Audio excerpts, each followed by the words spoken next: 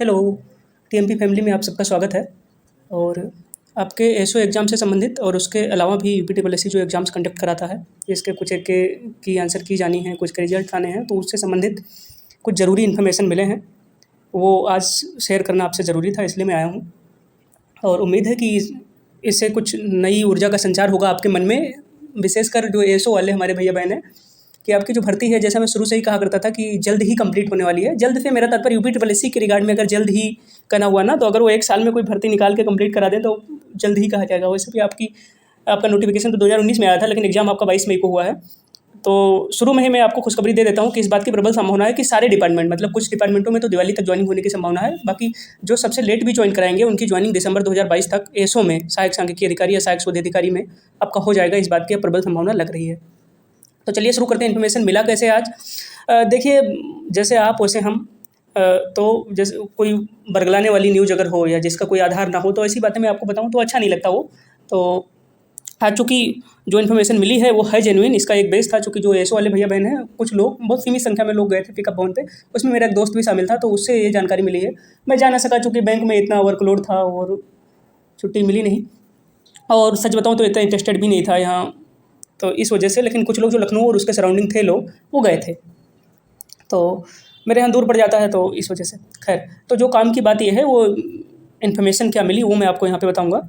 और चलिए शुरू करते हैं फिर, क्या क्या इन्फॉर्मेशन मिली। तो जो आपका एसओ का आंसर की है, जिस रिगार्ड में सबसे ज़्यादा सवाल आ रहे थे कि कब आंसर की आएगी, कब आंसर की आएगी, तो आंसर की जो आपकी है वो जुलाई के फर्स्ट वीक में आ जाने की संभावना है। फर्स्ट वीक का मतलब क्या है कि वो जुलाई 4 भी हो सकता है, जुलाई 6, जुलाई 7, फर्स्ट वीक में हर हाल में आ जाएगी, इसकी पूरी संभावना है। ये जो परीक्षा नियामक उनके सचिव, उनसे बात होने के बाद में पता चली है बात। और डीबी के लिए रिजल्ट भी आपका अगस्त के पहले वीक में घोषित होने की संभावना है। उनके अनुसार जो ये आपकी आंसर की आएगी जुलाई फर्स्ट वीक में, उसके 15 दिन के अंदर रिवाइड आंसर की जारी कर देंगे। और कॉपियाँ बहुत कम है चेक करने के लिए। वहाँ से भी पता चला है कि 5100 के आसपास बच्चे टोटल एग्जाम में बैठे हैं, 5100 के आसपास। तो सही से चेक करें तो 2 दिन में ही आपकी कॉपी चेक हो जाएगी। रिवाइड आंसर की आने के बाद ही कॉपी चेक होती है। तो अगस्त के पहले वीक में डीबी के लिए आपका रिजल्ट घोषित कर देंगे, और 2 गुना ही बच्चे डीबी के लिए बुलाए जाएंगे। लेकिन कहने के लिए तो 2 गुना होता है, लेकिन वो चूँकि सब मिला जुला के कम से कम 6-7 कट ऑफ, 8 कट ऑफ, मतलब 4 तो वर्टिकल, 4 हॉरिजॉन्टल निकलती हैं, तो 8 कट ऑफ निकलती हैं। तो कट ऑफ मार्क पे एग्जैक्टली जो बच्चे होते हैं वो भी बुलाए जाते हैं, तो उस वजह से आधा गुना लगभग बढ़ जाते हैं। तो 2.5 गुना आप मान लीजिए।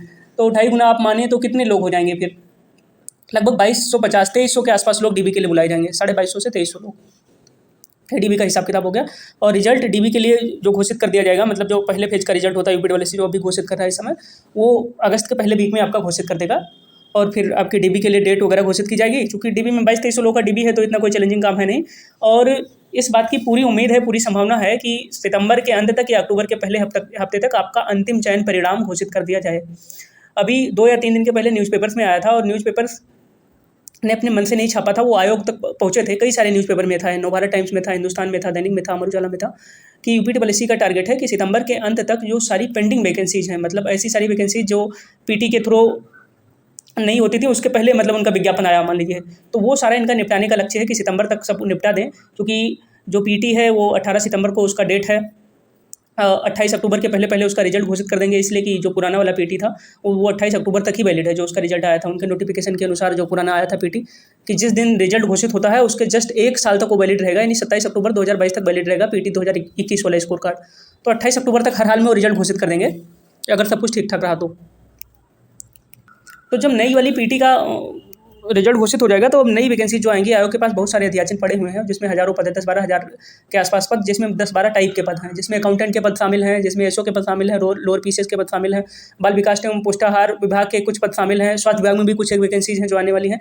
ये जान लीजिए आयोग के स्तर पर, और बाकी भी प्रदेश में स्वास्थ्य विभाग में काफ़ी बम्पर भर्ती होने वाली है वास्तव में, मतलब ठीक ठाक मात्रा में वैकेंसीज आने वाली हैं। और डीबी वाला मैंने आपको बता दिया। फिर हाँ, एक सबसे जो ज़रूरी बात ये पता चली है कि ये कहा गया है कि जो 904 आयोग का टारगेट ये है कि 904 की पूरी 904 पोस्टें भरी जाएंगी, उन्हें मतलब कैरी फॉरवर्ड नहीं किया जाएगा। तो इसका मतलब ये हुआ कि अगर डीबी में जो पहली बार इन्होंने डीबी पहले फेज में आयोजित कराया, उसमें कुछ पद बाकी रह गए, मतलब योग्य कैंडिडेट ना मिले, तो डीबी के लिए कुछ और बच्चों को ये बुला सकते हैं। इससे इस बात की पुष्टि हो गई है। चूँकि ये बताया गया है, वो जिससे मेरे दोस्त से बात हुई जो गया था वहाँ पर अपनी बात रखने के लिए। खैर लोग बहुत ज़्यादा नहीं थे उसके अनुसार, काफ़ी गिनती के लोग थे, लेकिन फिर भी बात हुई उनकी कि पूरे 904 पद भरे जाएंगे। तो 904 पद पूरे भरे जाएंगे, इसका मतलब यही हुआ ना कि अगर पहली फेज में डीबी में उतना योग्य अभ्यर्थी ना मिले, चूँकि स्पेशल क्वालिफिकेशन की पोस्टें हैं, तो फिर से डीबी के लिए बुला सकते हैं बच्चों को। और फाइनल रिजल्ट जैसा मैंने पहले ही बताया कि सितंबर के अंतिम वीक तक या अक्टूबर के पहले वीक तक अंतिम चयन परिणाम, जिसमें डीबी के बाद वाला चयन परिणाम घोषित होने की संभावना है। और कुछ एक डिपार्टमेंटों में तो उम्मीद है कि दिवाली तक ज्वाइनिंग हो जाएगी, कुछ डिपार्टमेंटों में आपकी ज्वाइनिंग जो है शायद दिसंबर के लास्ट तक हो जाए, लेकिन 2022 में ये पूरा फाइनलाइज हो जाएगा। ये जो अभी जो न्यूज़पेपर की हम बात कर रहे थे कि दैनिक में, अमर उजाला में, इन सारे समाचार पत्रों में ये चीज़ निकली थी। आयोग ने कहा था अपनी वार्ता में कि हमारा टारगेट है कि सितंबर तक ये पुरानी जो पेंडिंग वैकेंसीज हैं, पता चले जिनका 2016 में विज्ञापन आया या 18 में विज्ञापन आया या 19 में विज्ञापन आया, 20 में तो शायद कोई विज्ञापन आया नहीं है। तो इन जो 16, 18, 19 इन सालों में जो विज्ञापन आया या 17 में, तो उनको वो चूँकि पीटी के थ्रू थी नहीं, वो काफ़ी पुराना हो भी गया है, तो उनको सितंबर तक हर हाल में निपटा देने का इनका टारगेट है कि नए अध्याचन आए तो नए पीटी के अनुसार आएँ और सब पैटर्न और सारा कुछ एग्जाम पैटर्न और सब कुछ बदला हुआ है, तो उस हिसाब से फिर हम मतलब फ्रेश वैकेंसीज निकालें, फ्रेश रिक्रूटमेंट ड्राइव चले और उस हिसाब से भर्ती हो, और पुराना जो पेंडेंसी हो वो हर हाल में इधर सितंबर तक खत्म कर देने का इनका टारगेट है। तो आपकी एसओ की वैकेंसी भी उसमें शामिल है, और उस साल में वनरक्षक वाली जो भर्ती आई थी, बोरिंग टेक्नीशियन की जो भर्ती आई थी, वो सारे एग्जाम्स भी शामिल हैं। तो पूरी उम्मीद है कि अगर आयोग कायम रहा, हम करें ना सितंबर तक, तो अक्टूबर नवंबर तक वो पूरे, अगर पुराना वाला भर्ती है सब 16 वाली, 17 वाली, 18 वाली, 19 वाली और 20-21 वाली जो भी आई है फाइनल कर दें, तो वही बहुत बड़ी बात हो जाएगी। बहुत अच्छी खबर है फिर। चलिए,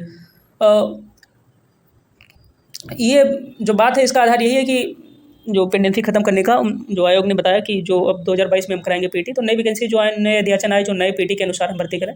तो चूँकि बदला एग्जाम पैटर्न है, इसमें पीटी एक साथ करा रहे हैं, फिर मेंस एग्जाम करा रहे हैं उसका, तो पुराना वाला अलग हिसाब किताब था, तो उसमें ज़्यादा बझने वाला काम था, तो वो कंप्लीट हो जाएगा, तो फिर आयोग के कार्यवाही को, कार्यप्रणाली को थोड़ा धार मिलेगी, जल्दी जल्दी एग्जाम वगैरह कंडक्ट हो पाएंगे।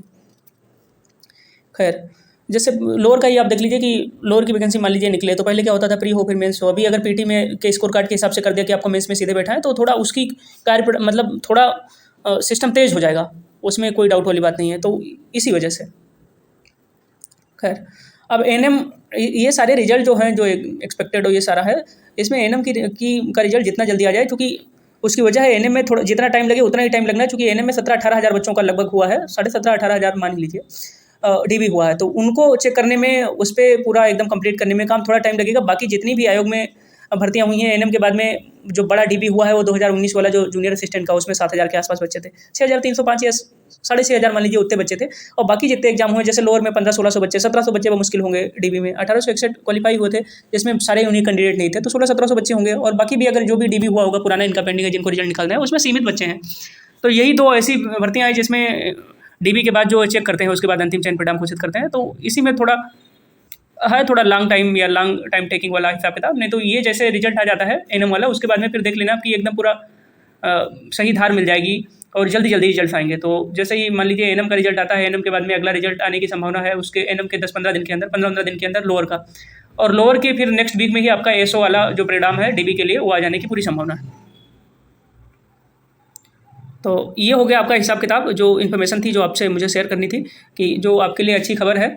और पॉजिटिव रहा करिए। कई बार क्या होता है कि आपको लगता है कि चीज़ें आपके हिसाब से नहीं होती, तो आदमी व्यग्र हो जाता है, दुखी हो जाता है, नॉर्मल सी बात है। लेकिन धीरे धीरे चीज़ें होती हैं। आज के 2-3 1 हफ्ते के पहले या 1.5 हफ्ते के पहले, मान लीजिए 10 दिन के पहले, जो बोरिंग टेक्नीशियन का एग्जाम 3 जुलाई को है, बच्चों को लगता था कि ये भी शायद कैंसिल हो जाए, तो अब एडमिट कार्ड उसके आ गए। ऐसे एसओ का आपका 22 को एग्जाम होना था, जब मई में ही, तो लगता था जैसे पुराने 2-2 बार एग्जाम डेट घोषित हुआ, नहीं हो पाया एग्जाम, तो शायद इधर भी ऐसे कैंसिल हो या ना हो पाए।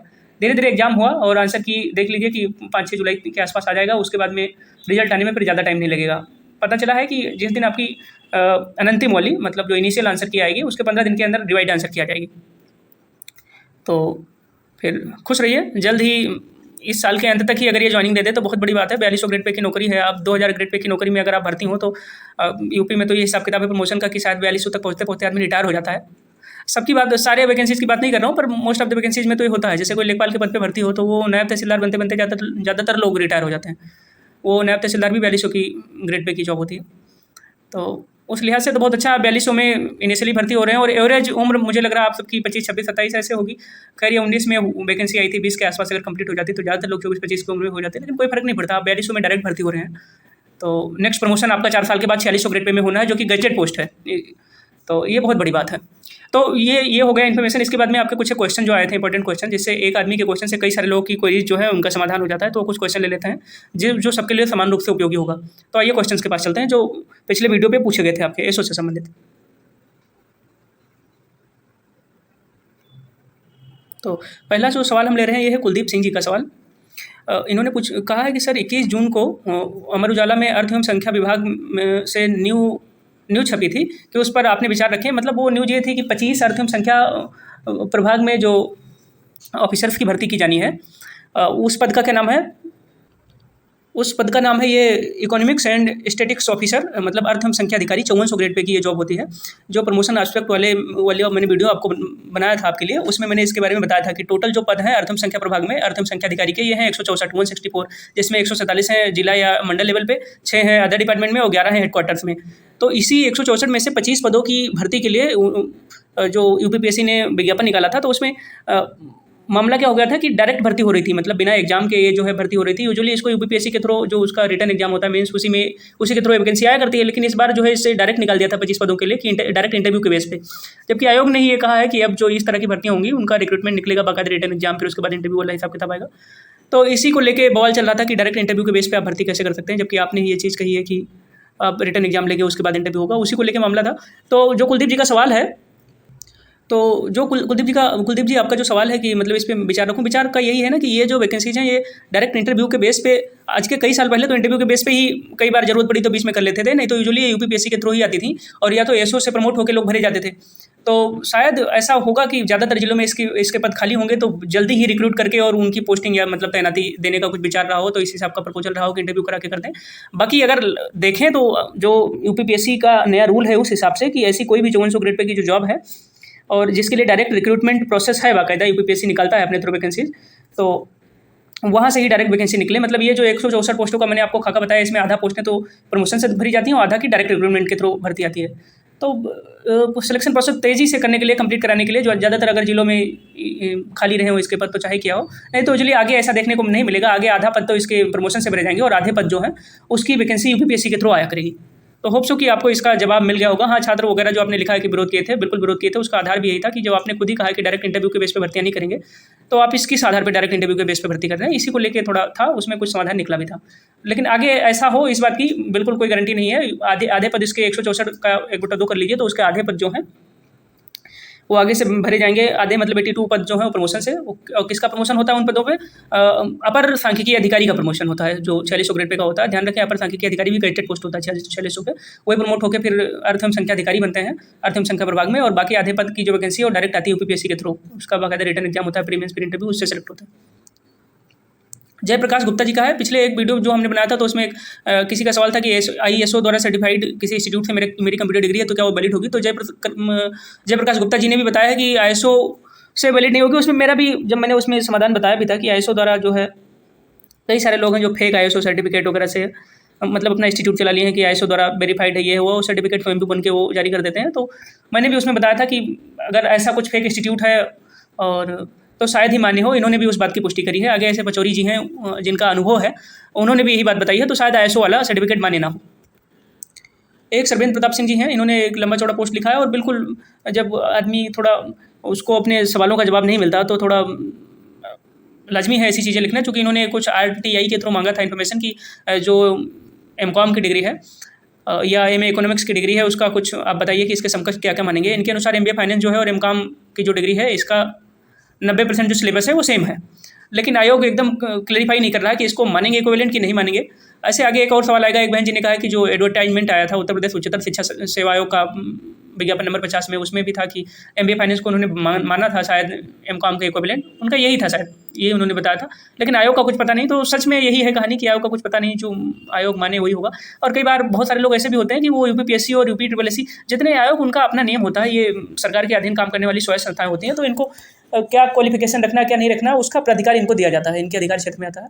तो देखा जाएगा सर्वेंद्र जी, हो सकता है मान्य हो सकता है ना मान्य हो, तो DB के समय पता चलेगा। अब अभी क्या कहा जा सकता है, जब RTI के थ्रू भी कोई एकदम कंक्रीट इन्फॉर्मेशन नहीं मिली है तो इस पर ज़्यादा प्रतिक्रिया कोई देना वो मेरे हिसाब से तार्किक बात ना होगी। विशाल सिंह जी का एक सवाल है, ये ऐसा सवाल है कि सब लोग इसको जानना चाहेंगे, तो इसके बारे में खूब डिटेल में भी हम देख लेते हैं। Gross salary and in hand salary क्या होगी ISO की? क्या ये ग्रुप B की जॉब है? पहली बात बताते हैं भैया, ये ग्रुप B की जॉब नहीं है, ग्रुप C की जॉब है। 4200 ग्रेड पे की नॉन गेस्टेड ग्रुप C की जॉब है। इसका अगला प्रमोशन जो होगा वो ग्रुप B गेस्टेड होगा। ध्यान रखें, अगला प्रमोशन इसका 4600 ग्रेड पे में होगा, अपर सांख्यिकी अधिकारी का, वो गेस्टेड होगा, वो ग्रुप B बन जाएगा। तो होप सो इसका आपका जवाब, अब इस बात का जवाब आपको मिला होगा। 5 डे या 6 डे वर्किंग आपने जो पूछा है, अगर आप हेडक्वार्टर में आपकी भर्ती होती है, मतलब हेडक्वार्टर में आपको ज्वाइनिंग मिलती है, पोस्टिंग मिलती है, तो 5 डे वर्किंग होगा। और अदरवाइज अगर फील्ड में मिलती है तो 6 दिन वर्किंग होगा। चलिए, जो सैलरी वाला आपने पूछा इसको कैलकुलेट कर देते हैं आपके सामने ही। तो आइए एसओ की जो सैलरी है इन हैंड उसको हम कैलकुलेट करते हैं। मिनिमम सैलरी मैं कैलकुलेट करता हूँ, मैक्सिमम वाला आधार आप उस हिसाब से देख लीजिएगा। जैसे मान लीजिए अर्थम संख्या प्रभाग में या किसी भी प्रभाग में आपकी जो पोस्टिंग होती है तो हेडक्वार्टर्स में तो ना के बराबर ही पोस्टें हैं ना। और उत्तर प्रदेश में अगर ग्रुप वाई की सिटीज ऐसी, जैसे सैलरी के कुछ कंपोनेंट होते हैं जो वेरिएबल होते हैं, कुछ कंपोनेंट होते हैं जो फिक्स होते हैं। जैसे आपकी बेसिक सैलरी आप कहीं भी पोस्टिंग हो, प्लेस ऑफ पोस्टिंग पर डिपेंड नहीं करता, हर जगह सेम रहेगी। बेसिक के अलावा डीए भी हर जगह आपका सेम रहेगा प्रदेश में। लेकिन आपका जो एचआरए होता है और आपका जो टीपीए होता है, मतलब जो ट्रांसपोर्ट अलाउंस मिलता है, और एचआरए, ये शहर के हिसाब से वेरी करता है। जैसे आप लखनऊ में है, कानपुर में है, और जो वाई क्लास की सिटीज़ हैं यहाँ पे अपने प्रदेश के अंदर, लखनऊ कानपुर 2 मेजर सिटीज़ हैं, शायद आगरा भी उसमें है। तो ये सिटीज़ हैं अगर बड़ी बड़ी, तो उसमें आपको एचआरए मिलेगा 18% प्रेजेंट हिसाब से, और उसमें जो टीपीए मिलेगा वो 4500-4600 के आसपास मिलेगा। और बाकी जितने सिटीज़ हैं, जितने जिला के हेडक्वार्टर हो गए, मतलब इन 2 सिटीज़ को छोड़ दीजिए आप, लखनऊ कानपुर, शायद 1-2 और भाग हों, 1-2 और मतलब शहर हों, वो जो मुझे ध्यान नहीं आ रहा है, वो आपको ध्यान होगा तो आप जरूर बताइएगा। इसके इतर होंगे 3-4 और होंगे, तो वो आपको पता हो तो बताइएगा। जो वही क्लास की सिटीज़, मुझे लग रहा है आगरा भी इस लिस्ट में होगा, इलाहाबाद होगा, बनारस होगा, मतलब वाराणसी जिसको आप कहते हैं, और लखनऊ और कानपुर ये हो ही गए, मेरठ होगा इसमें। ऐसे हैं 4-5 या 6-7 शहर आप मान लीजिए जो जहाँ पे आपको एचआरए 18% मिलेगा और टीपीए मिलेगा 4500-4600 के आसपास। और बाकी जितने शहर हैं, जितने जिला मुख्यालय हैं, या जिला मुख्यालय में पोस्टिंग आपकी होती है, तहसीलों में होती है या ब्लॉक लेवल पे होती है, तो बाकी हर जगह आपको एचआरए मिलेगा 9% और टीपीए मिलेगा आपको 2400-2500 के आसपास। तो हम ब्लॉक, चूँकि ज़्यादातर पोस्टें तो वो जिला लेवल की हैं और ब्लॉक लेवल की हैं और तहसील लेवल की हैं, तो हम ये 9% और जो 2500 है टीपीए उस हिसाब से काउंट करते हैं, और बाकी दूसरे हिसाब से भी काउंट करके आपको बता देंगे। तो चलिए चलते हैं। 4200 की आपके ग्रेड पे की आपकी जॉब है, तो 4200 का जो बेसिक पे होता है वो होता है 35,400, तो ये होगा 35,400। अब प्रेजेंट दर जो यूपी गवर्नमेंट के में मिल रही है 31% डीए मिल रहा है, उत्तर प्रदेश सरकार में 31% डीए एट प्रेजेंट मिल रहा है। तो 31% डीए जोड़ लीजिए और इसमें 9% एचआरए जोड़ लीजिए, तो हो गया 40%।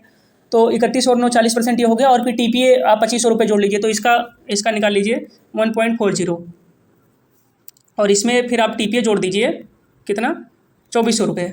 तो ये हो गया आपकी ग्रॉस सैलरी, ठीक है, ये हो गई आपकी टोटल ग्रॉस सैलरी। और इस ग्रॉस में से घटता कितना है, जो आपका बेसिक होता है, बेसिक का जो बेसिक होता है इसमें इसका ये बेसिक और इसका डीए, इसका मिला के 10%, तो बेसिक और डीए आपका मिला, डीए है 31%, तो बेसिक तो वो 100% पूरा 35,400, तो इसका 1.31 निकाल दीजिए।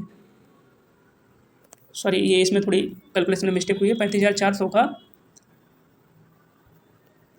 1.31, इसको मल्टीप्लाई कर दीजिए 1.31 से, तो ये हो गया। अब इसका 10% निकाल लीजिए, मतलब 0.1, तो 4,637 रुपये ये आया। और शुरू में हमने कितना निकाला था, 35,400 मल्टीप्लाइड बाई 1.40, और इसमें हमने ऐड किया था 2400 रुपये ट्रांसपोर्ट अलाउंस, और इसमें से 4,637 रुपये वही जो है वो घटा दीजिए, तो आपको इन हैंड सैलरी मिलेगी 47,323 रुपये। समझ गए, मतलब 47,323 रुपये मिलेगी जब आपकी पोस्टिंग होगी किसी ऐसे जिले में जो वाई क्लास की सिटी नहीं है, मतलब जो बड़े सिटीज़ नहीं है, जिनकी जनसंख्या 10 लाख या उससे ऊपर नहीं है। तो यूजुअली मान लीजिए कि यही आपकी इन हैंड सैलरी आएगी। और ग्रॉस जो आपने पूछा तो लगभग 52,000 रुपये पर मंथ के हिसाब से आपको ग्रॉस सैलरी मिलेगी, और लगभग 47,000 के आसपास आपको इन हैंड सैलरी मिलेगी एसओ में। अब मान लीजिए कि आपकी हेडक्वार्टर में पोस्टिंग हो गई तब, तो उसका भी जोड़ के बता देते हैं आपको। हेडक्वार्टर में अगर आपकी पोस्टिंग हुई तो 35,400 जोड़ लीजिए। लखनऊ मान लीजिए आपकी पोस्टिंग हुई है तो 35,400 हो गया। एचआरए आपको मिलेगा 18%, तो 18% एचआरए हो गया, और ये और 31% आपका हो गया डीए प्रेजेंट टाइम के हिसाब से। जब तक आपकी पोस्टिंग होगी तब तक डीए बढ़ चुका होगा, लेकिन प्रेजेंट टाइम के हिसाब से बता रहे हैं आपको। तो 31 में 18 आप जोड़िए तो कितना हो गया, 49 हो गया, 49। तो इसका निकाल लीजिए आप 49, इसका निकाल लीजिए 1.49, तो ये हो गया 52,726, और फिर इसमें 46 रुपये जोड़ दीजिए ट्रांसपोर्ट अलाउंस, तो ये हो गया 57,346। और इसमें से आप वही 5200 रुपये कैसे कहाँ से आया, ये 5200 आया, मतलब आपकी जो बेसिक सैलरी है और जो डीए है, ये दोनों मिला दीजिए, उसका 10% निकाल लीजिए, तो 5200 आएगा, जो ग्रुप वाई सिटी की बात कर रहा हूँ। तो फिर ये आपका आ जाएगा कितना, इन हैंड सैलरी 52,146, किसमें, ग्रुप वाई सिटीज़ में। और ग्रुप एक्स की कोई सिटी है ही नहीं उत्तर प्रदेश के अंदर। ग्रुप एक्स की 6 ही सिटीज़ हैं किसमें, इंडिया में, वो है दिल्ली, मुंबई, कोलकाता, चेन्नई और हैदराबाद और बेंगलोर, ये 6 सिटीज़ हैं जहाँ पे जो एचआरए समय मिल रहा है 27% मिल रहा है, और टीपीए 9-10 हज़ार के आसपास मिल रहा है ट्रांसपोर्ट अलाउंस। तो इस तरह से मुझे लगता है कि आपके सवाल का जवाब मिल गया होगा कि आपको इन हैंड सैलरी अगर लखनऊ में पोस्टिंग होती है, लखनऊ, कानपुर, वाराणसी, इलाहाबाद, मेरठ, आगरा, ऐसे बड़ी सिटीज़ में आपकी पोस्टिंग होती है, तो आपको इन हैंड सैलरी मिलेगी 52,146, और आपका जो ग्रास होगा वो होगा 57,000 के आसपास। और बाकी इन 6 या 7 सिटी जो बड़ी बड़ी हैं, इनको छोड़ के यूपी के किसी जिले, तहसील या ब्लॉक में पोस्टिंग होती है, तो आपको इन हैंड सैलरी मिलेगी 47,000 के आसपास, और आपकी ग्रॉस सैलरी बनेगी 52,000 के आसपास। तो इस सवाल का डिटेल में हमने आपको आंसर दे दिया। चलिए अगला सवाल जो है विशाल सिंह जी का ही कि एसओ की पावर क्या होती है।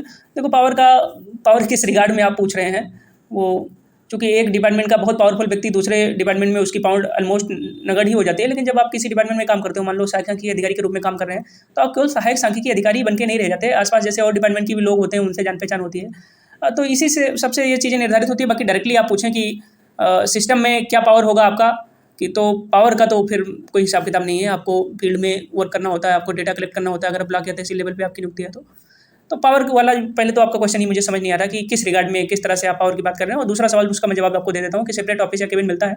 तो अगर आपकी फील्ड में तैनाती है तो अर्थ एवं संख्या अधिकारी जो होते हैं ज़िले में जो होते हैं, वहाँ आपका रिपोर्टिंग कार्यालय होता है। और वहाँ नो डाउट आप जाएँ तो आपके बैठने की और इन सब चीज़ों की व्यवस्था तो होती है। और इनका एक कार्यालय होता है एसओ का, सहायक सांख्यिकी अधिकारी का। अगला सवाल जो है वो प्रियंका वर्मा बहन का सवाल है कि sir I have done MSc in mathematics and computing, it is equivalent to O level, please clarify. दीदी ये जो आपकी डिग्री है एमएससी मैथमेटिक्स एंड कंप्यूटिंग जो है, ये डिग्री आपकी पीजी डिग्री के बराबर मानी जाएगी। आपको ये माना जाएगा आपका एमएससी इन मैथमेटिक्स। और इसके अलावा जो कंप्यूटर सर्टिफिकेट वाला है वो आपको अलग से ओ लेवल करना पड़ेगा। जहाँ तक मेरी समझ है कि ये वो लेवल के इक्विवेलेंट नहीं माना जाएगा, ये आपका मास्टर डिग्री के इक्विवेलेंट माना जाएगा। मतलब एमएससी डिग्री के, एमएससी इन मैथमेटिक्स के बराबर माना जाएगा। जैसे आपने masters in mathematics and computing किया होगा तो इसमें आपने वो डाटा स्ट्रक्चर या कंप्यूटर ग्राफिक्स इस टाइप के पेपर पढ़े होंगे। तो कितने सेमेस्टर आपने कंप्यूटर पढ़ा, ये चूँकि 4 सेमेस्टर का आपका एमएससी होगा, अब इसमें आपने 2 सेमेस्टर कम से कम अगर पढ़ा है, मतलब 1 साल तक कंप्यूटर, तभी वो लेवल के इक्विवेलेंट होता है जो नई गाइडलाइन है उसके अनुसार। तो अब ये आपने क्लेरिफाई नहीं किया कि कितने सेमेस्टर में आपने कंप्यूटिंग वाला जो पेपर है वो पढ़ा है। अगर आपने 2 सेमेस्टर पढ़ा है तो शायद मान लिया जाए, नहीं तो आपकी ये जो डिग्री है ये एमएससी इन मैथमेटिक्स के इक्विवेलेंट मानी जाएगी। ओ लेवल आपको अलग से करना पड़ेगा। पृथ्वीराज जी की एक रिक्वेस्ट है, एक्चुअली सवाल नहीं है, कि जो लोग लोअर में सिलेक्ट हो जाते हैं तो अपने चैनल के माध्यम से रिक्वेस्ट कीजिए। जी भैया बिल्कुल रिक्वेस्ट करेंगे कि लोअर बीसीएस का पद वास्तव में इससे ज़्यादा महत्व का पद है। पद कोई भी कमतर नहीं होता। लोअर बीसीएस में भी 4200 ग्रेड पे के ही ज़्यादातर पोस्टें हैं और इसमें भी वही है हिसाब किताब, 4200 ग्रेड पे का ही है। लेकिन उसके जो कुछ पोस्ट है ना, उसमें शासन से डायरेक्ट वो जुड़े हुए होते हैं वो पोस्ट। तो डायरेक्ट मतलब वो पता चले एक विभाग और प्रभाग इस तरह से संभाल रहे हैं कि उनकी अथॉरिटी होती है, तो वो नो डाउट कि ज़्यादा महत्व के पद माने जाते हैं। तो उसमें किसी का सिलेक्शन होता है, मान लीजिए कोई सप्लाई इंस्पेक्टर बनता है, कोई मार्केटिंग बनता है, कोई सिबंदी अधिकारी बन जाता है, या कोई ईओ बनता है। तो उन लोगों से तो बिल्कुल रिक्वेस्ट रहेगी कि आप इसमें एसओ में डीबी ना कराएं, क्योंकि एसओ की डीबी तभी उसके लोअर का रिजल्ट, अंतिम रिजल्ट आने के बाद ही एसओ की डीबी शुरू होने वाली है। तो और वैसे भी लोग समझ-बूझ से भी शायद ही कराएं कि जिसका लोअर में सिलेक्शन होता है वो एसओ की डीबी के लिए नहीं जाएगा, ऐसी उम्मीद है। बाकी लोग स्वतंत्र हैं, अगर कोई दोनों में क्वालिफाई होता है, और ऐसे लोग की संख्या सीमित होगी, 40-50 लोग होंगे ज़्यादा से ज़्यादा। तो अगर ऐसे लोग होते हैं कि जिनका लोअर में सिलेक्शन हो जाता है अच्छे पोस्ट के लिए, तो प्लीज़ वो वास्तव में ना जाएँ एसओ के लिए, किसी और भैया बहन को मौका मिले और वो वैसे इतनी जॉब क्राइसिस चल रही है तो वो सिलेक्ट हों, उनके जीवन में भी खुशियाँ आएँ। तो ये आगे भी जब रिजल्ट आ जाएगा लोअर का, तो भी मैं एक सेपरेट वीडियो बना के उनसे रिक्वेस्ट कर दूँगा कि जिन भैया बहनों का लोअर में सिलेक्शन होता है और वो उन एसओ के लिए भी क्वालिफाई कर जाते हैं, तो प्लीज़ उसके डीबी में ना जाएँ, बाकियों को मौका दें। तो ये आपकी जो रिक्वेस्ट है जेन्युइन है और इसको रखा जाएगा अपने पटल पर। तारक भैया ने बताया है कि तारक कृष्णा जी ने कि आईएसआई मतलब आईएसआई नहीं, वो आईएसओ कहा जाता है तारक जी। आईएसओ सर्टिफिकेट जो है उस हिसाब से वैलिड नहीं होगा, मतलब उससे किसी ने डिग्री ली है तो सर सिर्फ इसी वैलिड नहीं है, आईएसओ लिखना था। चलिए कोई नहीं, इनका भी कहना यही था कि आईएसओ रिकग्नाइज जो अलग अलग स्वयंभू टाइप के इंस्टीट्यूट है, तो उनसे जो कंप्यूटर डिग्री की जाएगी वो वैलिड नहीं होगी। तो ठीक बात है, इसको पचौरी जी ने भी बताया है और कई सारे लोगों ने बताया है, तो वो वैलिड नहीं होगी, ये मान के चलिए। मिस्टर सूरज कुमार यादव भैया हैं, इनका सवाल है कि 10th क्लास में मदर का जो नेम है उसमें वीए की जगह पे डब्ल्यूए हो गया है, कोई प्रॉब्लम नहीं है, वो आप एक कचहरी से अपने वहाँ नियरेस्ट कचहरी से बनवा लीजिएगा एफिडेविट और काम चल जाएगा टीवी में, कोई दिक्कत नहीं आएगी। सूरज जी कोई दिक्कत नहीं होगी। कट ऑफ वाला आपने बताया 50+ है, बिल्कुल आराम से हो जाएगा। मैं फिर से कह रहा हूँ, आपको आश्वस्त कर रहा हूँ कि जिन भैया बहनों के नंबर 45 से ज़्यादा है वो सब डीबी के लिए बुलाए जाएंगे, बिल्कुल श्योर रहिए। और गर्ल्स का तो 40 से ज़्यादा पे बुलाए जाएंगे और बॉयज़ का 45 से ज़्यादा पे बुलाए जाएंगे सब डीबी के लिए। महेश कुमार शर्मा जी का सवाल है कि सर ओबीसी का सर्टिफिकेट एडवर्टाइजमेंट जो लेटेस्ट होगा वो आपका, मतलब एडवर्टाइजमेंट जब निकला था तब आपका सर्टिफिकेट हो तो सोने में सुहागा है, बहुत अच्छी बात है। बाकी लेटेस्ट बनवा के लेके जाइए, वही मान्य होगा। मोहित गुप्ता जी का है कि इन्होंने भी इन्फॉर्मेशन दी है, एक्चुअली सवाल नहीं पूछा, कि 25 सितंबर तक सभी पेंडिंग भर्तियों के परिणाम जारी करने का टारगेट रखा है आयोग ने। ये न्यूज़पेपर में आया था, सारे न्यूज़पेपर्स में आया था। तो अगर ऐसा हो जाए, वास्तव में हम कह रहे हैं ना 25 सितंबर 25 अक्टूबर तक अगर ये सारे जो पेंडिंग रिजल्ट वगैरह है ये जारी करते हैं, तो ये बहुत बड़ी बात हो जाएगी, बहुत राहत भरी खबर होगी सारे भैया बहनों के लिए, हम सब के लिए। ललित पचौरी जी हैं, सॉरी बट वैलिड नहीं है आईएसओ सर्टिफिकेट। कहते हैं कि जो अनुभव होता है वो ज्ञान से अगर बड़ा नहीं तो कमतर कदापि नहीं होता है। तो ललित पचौरी जी कमेंट कम करते हैं, लेकिन जो भी कमेंट करते हैं वो काफ़ी ऑथेंटिक कमेंट होता है, जेन्युइन कमेंट होता है। और उसकी वजह भी है कि इन्होंने पिछला जो 2018 का यूपीपीएससी के थ्रू जो एसओ वाला एग्जाम था, इन्होंने क्वालिफाई किया था उसको, और लास्ट राउंड में अंतिम रूप से चयनित नहीं हो पाए, उसकी वजह भी इन्होंने अभी लेटेस्ट वीडियो में बताई थी कि इनका जो कंप्यूटर का सर्टिफिकेट था उसमें जो डेट अंकित थी वो विज्ञापन की अंतिम तिथि के बाद की थी, ये वजह थी ना सेलेक्ट होने की। तो इनके पास एक्चुअली अनुभव है उस चीज़ का कि कैसे क्या होता है। तो इन्होंने अपने कमेंट के माध्यम से बताया कि यूपीपीएससी जो है इन्होंने ये आईएसओ द्वारा जो सर्टिफाइड वेरीफाइड या आईएसओ द्वारा प्रमाणित जो सर्टिफिकेट हैं वो मान्य नहीं करता है। तो शायद यही चीज़ यूपीडब्ल्यूएससी में भी हो। बाकी आयोग का अंतर होता है। मैंने आपको बताया कि ये आयोग जो है सरकार के अधीन काम करते हैं, लेकिन इनका विचार लेने का जो हिसाब किताब होता है या स्वायत्त होता है। तो अगर यूपीडब्ल्यूएससी इस चीज़ को मानता है तो ठीक है, अदरवाइज अगर यूपीपीएससी के राह पे चलता है तो आईएसओ द्वारा वैलिड सर्टिफिकेट नहीं माने जाएंगे। अगला जो सवाल है अरुण कुमार जी का है कि MSc statistics and computing BHU eligible है या नहीं। बिल्कुल एलिजिबल है अरुण जी, उसमें कोई दिक्कत नहीं है। आईएसओ वैलिड नहीं है सर, यूपीपीएससी में नहीं वैलिड था। थैंक यू ललित पचौरी जी, ये जरूरी इन्फॉर्मेशन देने के लिए। नौलखा स्टेट करके है, उनका सवाल है एमबीए को रिलेवेंट डिग्री मानी गई थी असिस्टेंट प्रोफेसर एग्जाम में। मैंने बताया ना कि अलग अलग जो आयोग होते हैं, जैसे उच्चतर शिक्षा सेवा आयोग अलग है, यूपीपीएससी अलग है, यूपीडब्ल्यूएससी अलग है। तो अपने हिसाब से वो डिटरमाइन करते हैं कि किस डिग्री को हम वैलिड मानेंगे, किस डिग्री को वैलिड नहीं मानेंगे। सब एक ही राह पे चलें, ये यूजुअली कम ही होता है। तो ये तो देखने वाली बात होगी कि एमबीए को एमकॉम के इक्विवेलेंट यूपीडब्ल्यूएससी मानता है नहीं मानता, लेकिन इस बात की संभावना कम ही है। इसी चीज़ को ललित पचौरी जी ने भी अपने उसमें बताया है। उसका रीजन भी इन्होंने दिया है कि बिजनेस एडमिनिस्ट्रेशन को भी सब्जेक्ट, उसमें कई सारे उसमें इक्विवेलेंट मानने का तरीका अलग होता है। उच्चतर शिक्षा सेवा आयोग में यूपीडब्ल्यूएससी अलग को मानता है, यूपीपीएससी अलग को मानता है। तो इस बात पर डिपेंड करता है कि यूपीडब्ल्यूएससी किस चीज़ को मानता है। धीरेश शर्मा जी का सवाल है अकाउंटेंट की भर्ती कब आएगी? जो 2022 वाला पीटी होगा इसी के थ्रू आनी है। तो मान लीजिए नवंबर के आसपास वैकेंसी आएगी, इसकी नोटिफिकेशन आएगा इसका। आकांक्षा गुप्ता जी का सवाल है सर गाजियाबाद डिस्ट्रिक्ट में हूँ, कौन सा डिपार्टमेंट चूज करें? गाजियाबाद जैसे एक अर्थ एवं संख्या प्रभाग में अगर आप सहायक संख्या के अधिकारी बनते हैं तो इसकी तैनाती हर एक ब्लॉक पे होती है। तो गाजियाबाद में जितने ब्लॉक हैं, किसी न किसी ब्लॉक पे अगर आपको तैनाती लेनी है, जिसकी मतलब ये नहीं कि फिक्स ही होता है, श्योर ही होता है कि शुरू में मिल जाए, लेकिन कोई गाजियाबाद का है तो गौतम बुद्ध नगर भी उसके लिए पास में ही है, और भी जो मतलब आसपास के जिले हैं, तो उसके लिए अर्थ एवं संख्या प्रभाग डालिएगा। और दूसरा जो जिसमें बल्क वैकेंसी है सहायक शोध अधिकारी में, वो है परिवार कल्याण निदेशालय। इन दोनों की भर्तियां जो हैं इसमें ब्लॉक लेवल पे अधिकारी होते हैं, तो अपने जिले में इनकी पोस्टिंग होने की संभावना ज़्यादा होती है। आरती कुशवाहा बहन जी का सवाल है सर एमएससी मैथमेटिक्स 2018 में, डीसीए 2015, डीसीए शायद 6 महीने का होता है। अगर डीसीए 1 साल का है तो आयोग मान कर सकता है, अगर 6 महीने वाला तो वैलिड नहीं होगा। चिराग जी का है, अच्छा वो जो पिछले वीडियो में मैंने बताया था कि वो जो बैंक वाली जॉब, हाँ वास्तव में होती है। मैं आपको बताऊँ, जब मेरा बैंक में सिलेक्शन हुआ, जिसमें अभी मैं काम कर रहा हूँ क्षेत्रीय ग्रामीण बैंक में, उसी साल मेरा सिलेक्शन हुआ था इसमें LIC असिस्टेंट में। तो उस समय से यूट्यूब पे देखोगे कि बैंक में आप जाओगे तो वहाँ करियर प्रोग्रेशन थोड़ा अच्छा है, ये सब ये जान के मैंने LIC असिस्टेंट छोड़ दिया। अब पता चलता है कि LIC असिस्टेंट में इतना जिस बैंक में काम कर रहा हूँ इतना ज़्यादा वर्कलोड वहाँ नहीं होता है। तो आप पछताए होत क्या जब चिड़िया चुग गई थी, तो शायद अब आगे किसी वैकेंसी में जैसे वगैरह में यहाँ सहायक संख्या अधिकारी में हो जाए या लोअर में हो जाए और कहीं अच्छी जगह हो जाए तो बहुत अच्छी बात है, नहीं तो तब तक तो बैंक में रहना ही है। तो ये चीज़ बताने का तात्पर्य है कि चिराग जी कह रहे थे कि अच्छा सर जो आप पिछली बार कह रहे थे कि अभी एक्चुअली इस समय ज़्यादा दिक्कत ये थी, अब थोड़ा कम होगा, कि ग्रामीण रीजन में जब आप क्षेत्रीय ग्रामीण बैंक में काम करो तो वहाँ पे ज़्यादातर खाता धारक होते हैं वो किसान या आसपास के, तो उनको वास्तव में पैसों की नीड होती है बहुत ज़्यादा। मतलब ये नहीं कि लाखों करोड़ों जमा है, एक सीमित मात्रा में पैसे जमा है। और शादियों के सीजन में जो है ये लेन देन या निकासी बढ़ जाता है यूजुअली। तो वहाँ क्षेत्रीय ग्रामीण बैंकों में ये एक प्रॉब्लम है कि वहाँ थोड़ा वर्कलोड शादियों के सीजन में बढ़ता है। वही बात मैंने बताई थी, तो चिराग भैया ने वही बताया कि पैसा जब जमा करते हैं तो क्यों ना दें, ये सब काम नहीं करता। सही बात आपकी भी सही है कि भाई आपका अधिकार है, आपका पैसा जमा है, तो खैर वो कोई बड़ा इशू नहीं है। अब अगला सवाल देखते हैं। हब आप कमर जो है 4700 अपेयर हुए थे एग्जाम में, इन्होंने कहा क्लेम किया है। वैसे आयोग में पता चला है कि 5100 के आसपास बच्चे टोटल अपेयर हुए हैं। इन्होंने क्लेम तो किया था, लेकिन उसका बता रहे थे किसी न्यूज़पेपर में निकला है। हब आप कमर जो भैया जी या बहन जी जिनका भी चैनल हो उन्होंने लिखा था, तो कुछ लोगों ने इनसे मांगा था कि किस न्यूज़पेपर में निकला था, उसकी क्लिप दीजिए या उसका कुछ सोर्स प्रोवाइड कराइए। तो ये नहीं करा पाए, शायद अपने मन से या कहीं से भी शायद कोई सोर्स ही रहा हो जिससे इन्होंने बताया हो। लेकिन आप मान के चलिए जो आज पता चला है कि 5100 बच्चे अपेयर हुए हैं।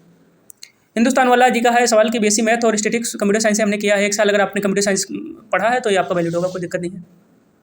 सर मेरे फादर के मिडिल नेम में प्रकाश की जगह पराकाश प्रिंट हो गया है, मतलब एक ए ज़्यादा हो गया है, पी के बाद ए हो गया है, तो क्या करें? तो उसका उपाय केवल एक ही है कि आप एक एफिडेविट बनवा लीजिएगा, कोई दिक्कत नहीं आएगी नया बन।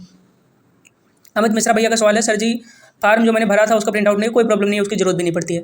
और बाय द वे अगर जरूरत होगी तो आयोग के पास उसका डेटा ऑलरेडी मौजूद होता है, अगर उन्हें जरूरत होगी तो वो फिर लिंक खोल देंगे, वहाँ से आप डाउनलोड कर सकते हैं, लेकिन मेरे हिसाब से जरूरत उसकी पड़ती नहीं है। हेलो भैया जी, SO/EWS की कटाप जितना UR की कटाप रहेगी उससे 1 या 2 नंबर या 2 या 3 नंबर एवरेज उससे कम रहेगी, मतलब आप जान लीजिए 46-47 के आसपास।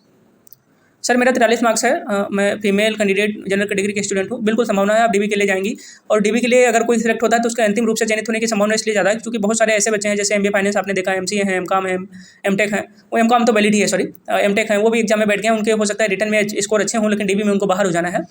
तो ऐसे में जो कम मार्क्स वाले हैं लेकिन उनके पास वैलिड, चैनल पर इतना आपका स्नेह बना है आप सबका, इसके लिए आप सबका बहुत बहुत धन्यवाद। Thank you so much.